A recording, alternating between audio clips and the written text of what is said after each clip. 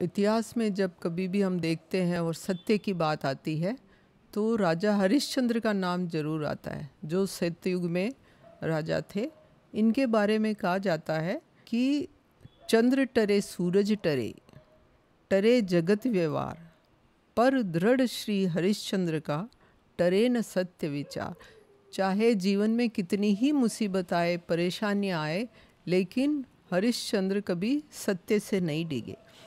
इनके पास एक बार ऋषि विश्वामित्र इनकी परीक्षा लेने के लिए आए और वो एक यज्ञ कर रहे थे और दान में उन्होंने राजा हरिश्चंद्र से कहा कि मुझे दान करने के लिए कुछ चाहिए। तो राजा हरिश्चंद्र ने कहा कि ठीक है, दान में आपको क्या चाहिए? कि मुझे आपका राज्य पूरा ही चाहिए।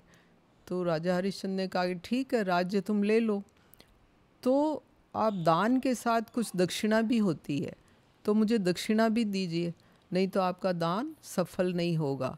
यही सोचकर राजा अपने ट्रेजरार को बोलते हैं, कोषाध्यक्ष को, भाई चलो उसमें से कुछ अपने राजकोष में से मोहरें ला के दे दो। तो विश्वामित्र कहते हैं कि जब राज्य ही तुमने दे दिया तो मोहरों पे तुम्हारा कोई अधिकार नहीं है, इसलिए तुम मोहरें नहीं दे सकते।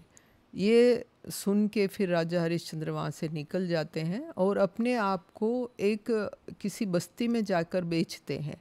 तो वहाँ पे एक शमशान में काम करने वाला व्यक्ति होता है, वो उनको खरीदता है और जितनी भी वो मोहरें देता है वो ऋषि विश्वामित्र को वो ले जाके देते हैं। उनके साथ उनकी पत्नी तारा और एक उनका पुत्र होता है, छोटा होता है रोहित, वो भी निकल जाते हैं क्योंकि राज्य देने के बाद उनका भी वहाँ पर रहना उनका अधिकार नहीं होता है।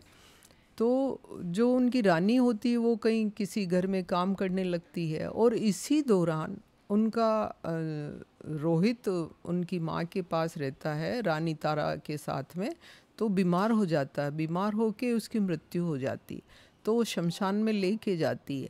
तो शमशान में राजा हरिश्चंद्र होते हैं, तो वो कहते हैं भाई जब आप ये अपने संस्कार के लिए किसी को लाए हो तो उसका एक टैक्स देना पड़ेगा।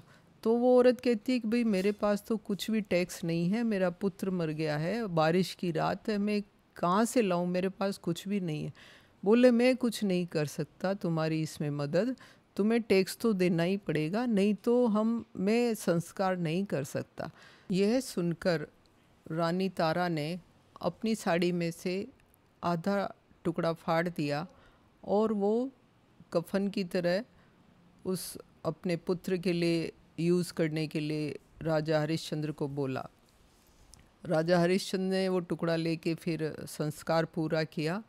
संस्कार करने ही वाले थे, पूरा नहीं किया, करने ही वाले थे कि इतने में ऋषि विश्वामित्र आ गए और उन्होंने कहा कि मैं तुम्हारी सत्यवादिता से बहुत खुश हूँ, बहुत प्रसन्न हूँ, इसीलिए तुम्हारा राज्य वापस लौटाता हूँ।